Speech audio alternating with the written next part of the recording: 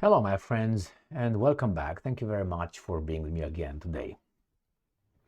I admire, or at least I like intelligent people. I like intelligent conversations. I like intelligent arguments. I like debates with the goal of finding the truth, not to show who's right and who's wrong, but to work together in a debate with arguments and counter arguments in order to find the truth. And in these debates or arguments, however you want to call them, we talk about the issue. We don't talk about, hey, you're ugly, I'm short, or I'm fat, you're good looking, or anything like that. That has nothing to do with the issue at hand.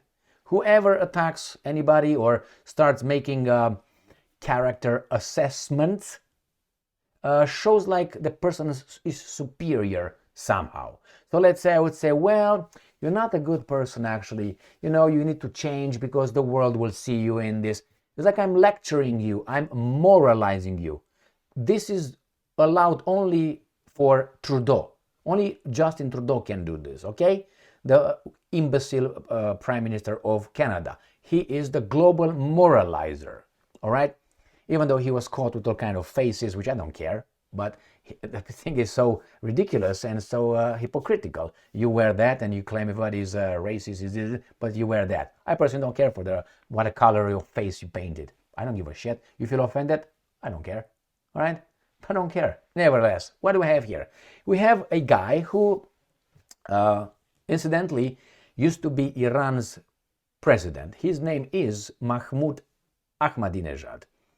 I watched a lot of interviews conducted with the former president of Iran that I personally like his intelligence.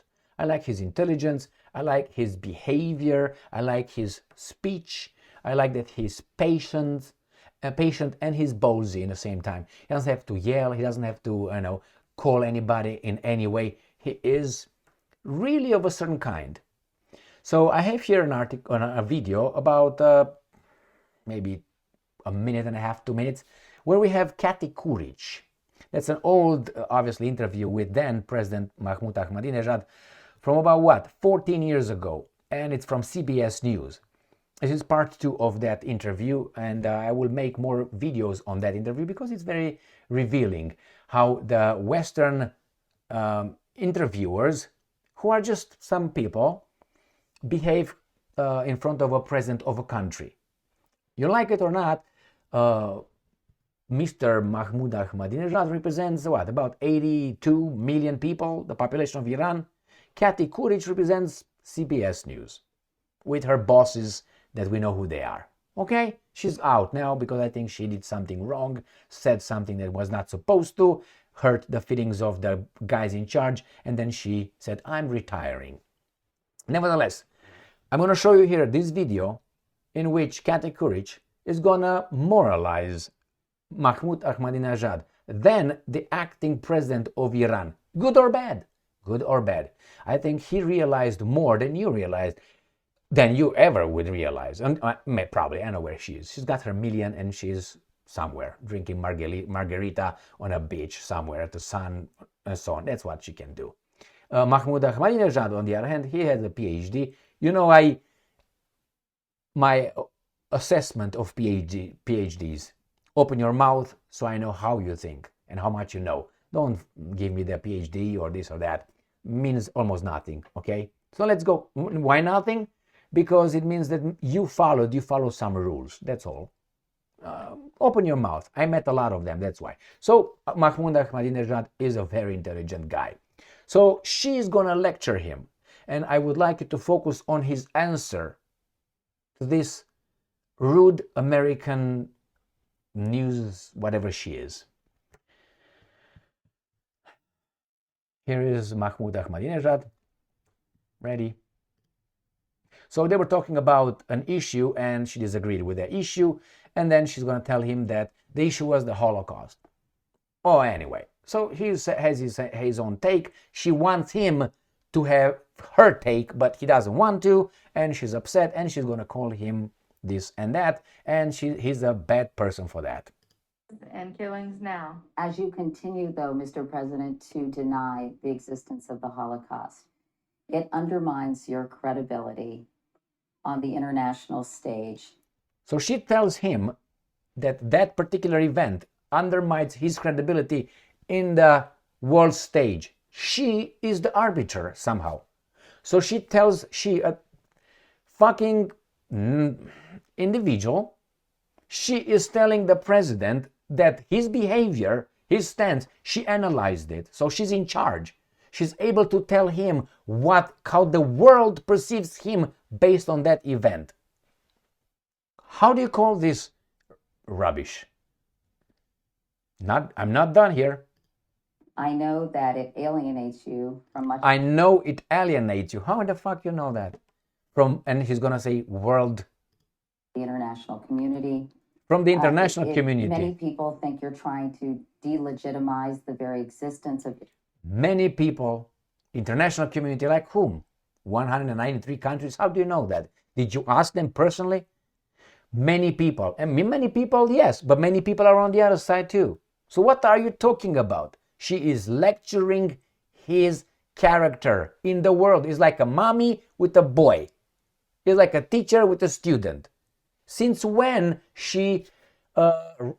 was she recognized or she proved that she is his arbiter, his teacher, his superior? Unbelievable. By doing this.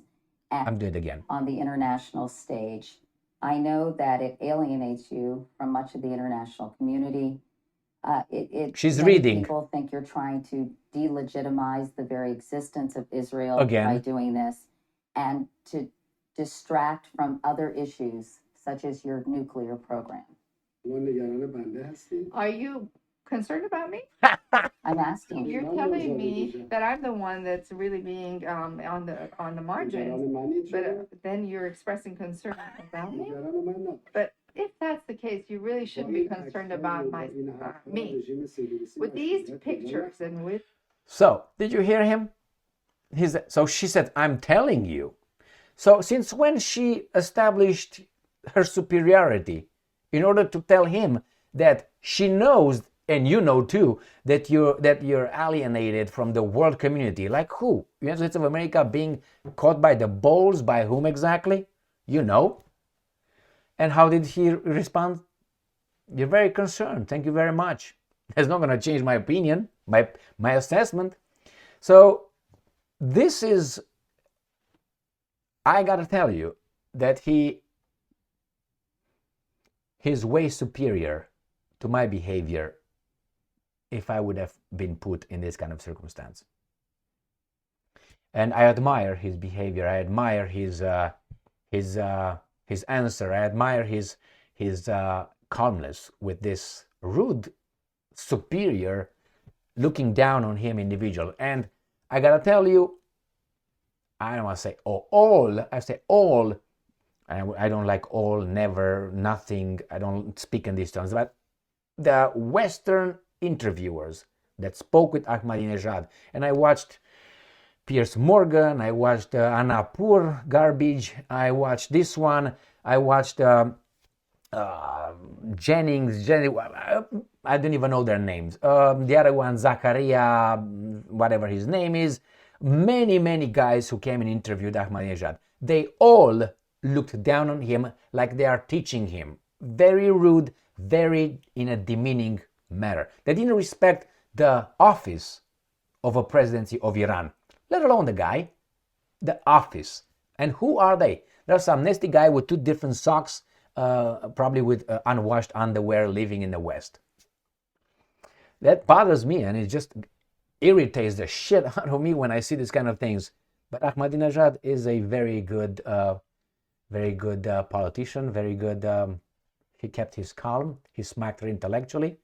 And did you hear her every time? Watch it again. Every time she was reading and looking down on her paper, she had all those talking points, how she should call him, how she should, what in front of the world community, you're alienated, with this kind of behavior. Every time she's gonna say something to lecture him, to moralize him, she reads it from her notes.